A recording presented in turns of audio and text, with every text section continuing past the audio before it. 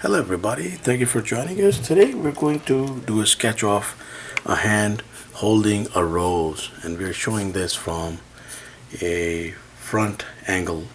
We have done a video with different angles, but now we're showing it from this angle as if like the rose is being presented. Now it could be a rose, it could be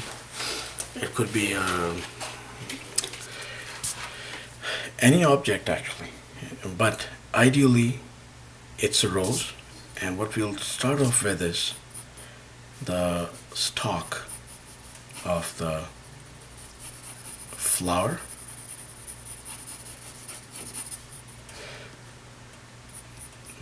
The rose is as, I guess, as majestic as it gets when it comes to flowers. I'm going to put something up right here. So our focus is not the rose itself. Our focus is the hand holding the rose. So we're focusing on the anatomy. So we're going to work around this. And ideally we would do this in a pencil, but we will try to put this out in pen and make it easier to see. So we're going to start off with a lighter color.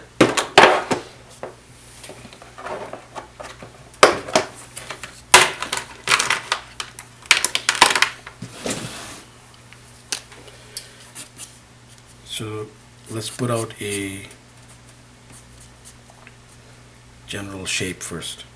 So the fingers will of course grasp this guy like around here, like that is the index finger, and we come back here, I guess would be the finger next to it, the middle finger.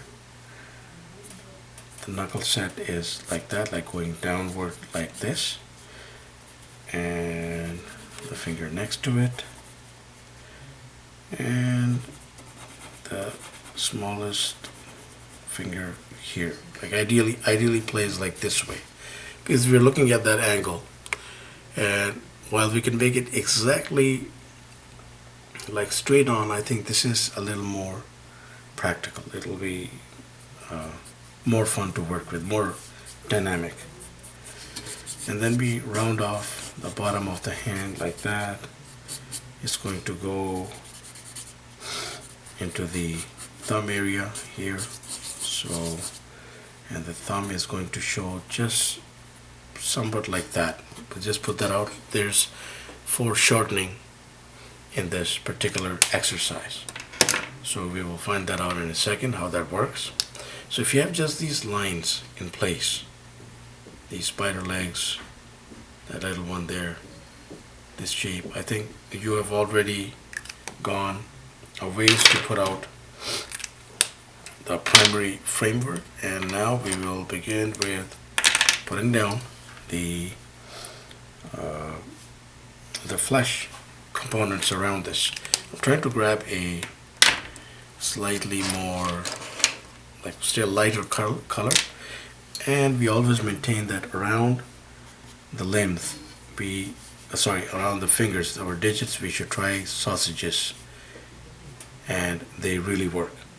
So the curvature is like that, like going this way. See, the flow is like that, and if the fingers were to like wrap around here, then the flow goes this way. So that way here, and then this way at the bottom. For the thumb, the flow is like that.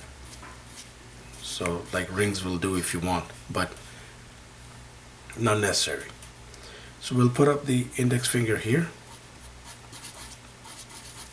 1, 2, and 3. So the index finger is like kind of like that, hooked around, and then goes into the other finger here beside it. And we're going to, while we utilize the line work right there at the border for this, we're going to draw around the line work in every other case. So give yourself like some ample room here. 1, 2, and that's it, because the tip of the finger is curled inward. 1, 2, and here again we'll use the line work here as the borderline, and we'll go 1, and I guess 2.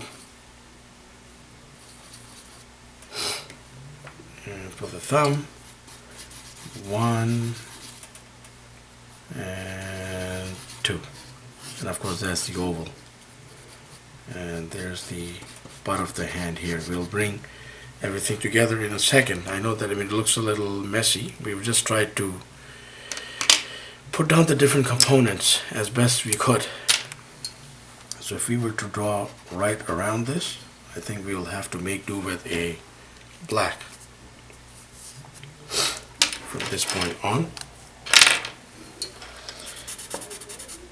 So let's actually first thicken these up. So this is the only finger in this case that is showing with the even the nail will be visible. So there's the finger creases, come up, go back down, flesh, and we hit the first knuckle, second, third, going really down. Let's lay out the other finger here. So finger creases again, it's back, settles in somewhat like that. Bent off finger creases there too. Again, finger creases might or might not be visible for this one here, but here for sure.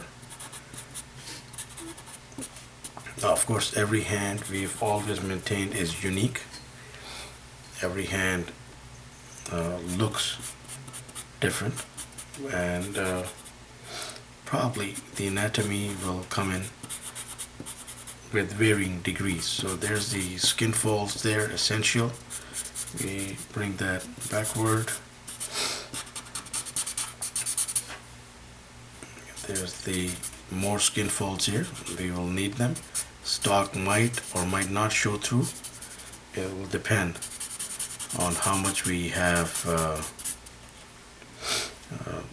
like compress the hand together, or sorry, how long the stalk of the rose is.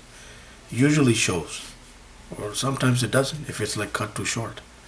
So here we have one fold, and we have to make round all these folds here, and we come back and put down the thumb somewhere like that.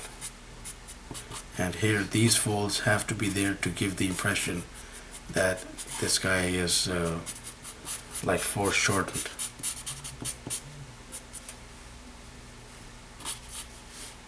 And then of course we have the almighty rose here somewhere. Could be a tulip, could be a rose, it doesn't really matter, but we wanted to put that out. So this finger characteristically sticks out and goes backward into extreme foreshortening there. Some tones around the knuckles, if you will, and of course the wrist is going to go backward like that. Now every hand is different, and we do say that depending on what the purpose is, what the intent is for the particular illustration, if it's just an exercise, this much is sufficient.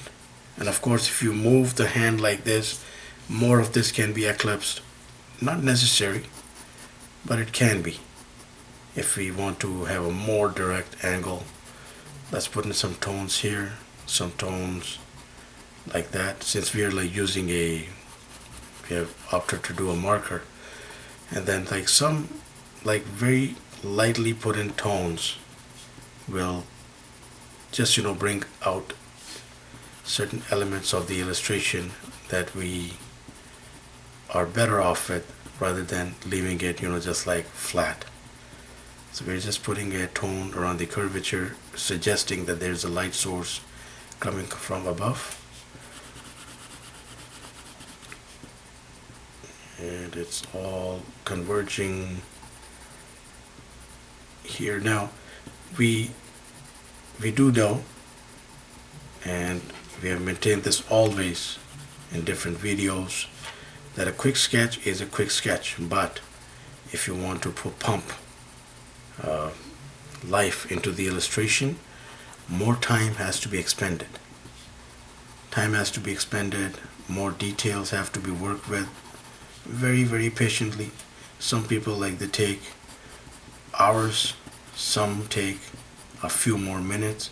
Again, all depending on what kind of illustration we are looking to achieve, what kind of effect, what kind of purpose it is accomplishing. If it's just a casual, quick work, again, this will suffice. This will put out the hand and also touch upon all the different elements.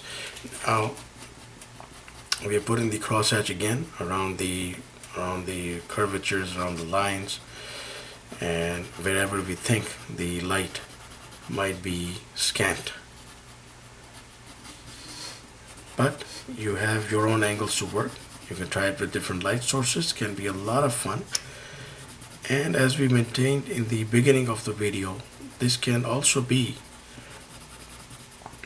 just an exercise in holding just about any object, really. And any object means that it could be a stick, it can be, essentially it can be a torch, like a small torch maybe. It can be a flag, yeah, flag, like a small flag. And if the stalk is thicker, index finger can come out a little bit. Other fingers will start to unravel if the object is thick enough. But right now, we have the very impressionable, very characteristic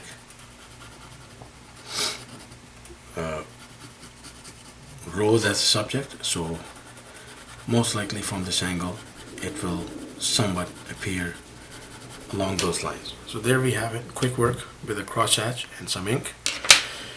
Please do try it out. We put out content generally every day, so please subscribe, keep in touch. Thank you for watching and have yourself a wonderful day.